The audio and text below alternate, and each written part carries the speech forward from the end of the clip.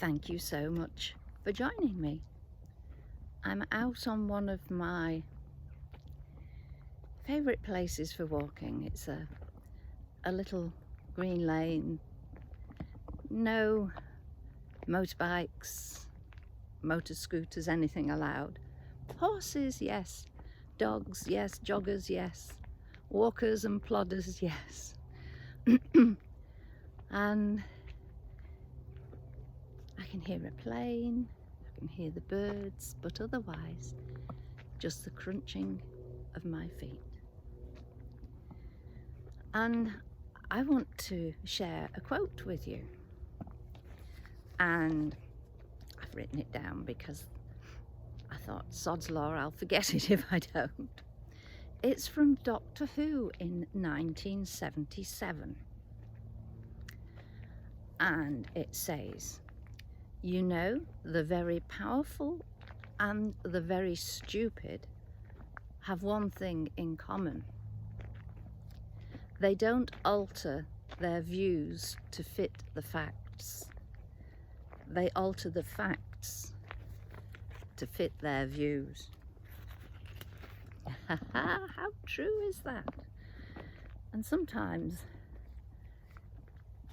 probably even more true if the very powerful also have a healthy dose of stupidity thrown in for good measure. And it's interesting that this was something that was around in 77. My truth, not the truth. Maybe it was just called lies then, but obviously it's very prevalent now. And yeah, I can think of quite a few people who probably think they're powerful, but really err on the side of stupidity, to whom that quote would make very good reference. And yeah, do you do it? I think we all do it to a certain degree, because I've just come past the building that used to be the school where I taught, and I remember doing an observational task with the class once. I'd put a little box on my desk and explain that I would share it with them later. It had things in that were very precious to me. Oh, right, okay. Anyway, I started talking, and in through the classroom door, right on cue, burst my son. He grabbed the box and off he went. Well, there were lots of ooh, ooh, and I said, right, okay, there's no point in chasing him. We need to build up a report of what you saw. Don't speak to anybody else, but write down what you saw. And the differences, and they were all convinced that they were right, but the differences were, shall we say, very marked.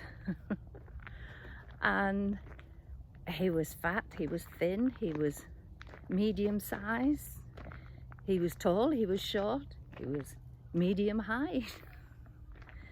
So it even varied in the colour of the clothes that he wore. So it was quite interesting, and I'd say, are you sure about that? Yeah, I'm sure, yes. So maybe it's the world as we see it. And in cases like that, it really didn't matter, but we proved a point that you have to listen to other people's viewpoints rather than just go with your own, because what you see as being the truth in actual fact has your bias on it. And when I brought my son back into the class when he'd had a coffee and stopped chuckling at the reactions, they were interested to see how very wrong a lot of them had actually got the description. So maybe my truth is going to be that I'm striding out along this path when in fact I'm sauntering at a very sedate pace.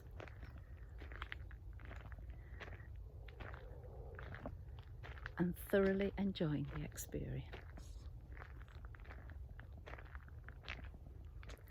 So, have a think about truth. Do we always accept what news reporters tell us, what we see in the press, what we see online?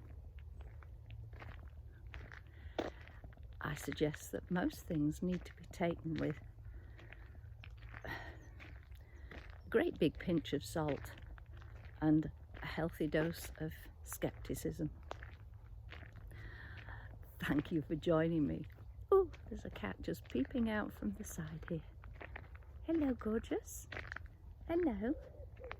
Hello. What beautiful green eyes you've got. Hello. Can we see them? Can we see you? No, he's backing into the hedge. Long-haired black cat like I used to have. Take care. Thank you for joining me. Bye for now.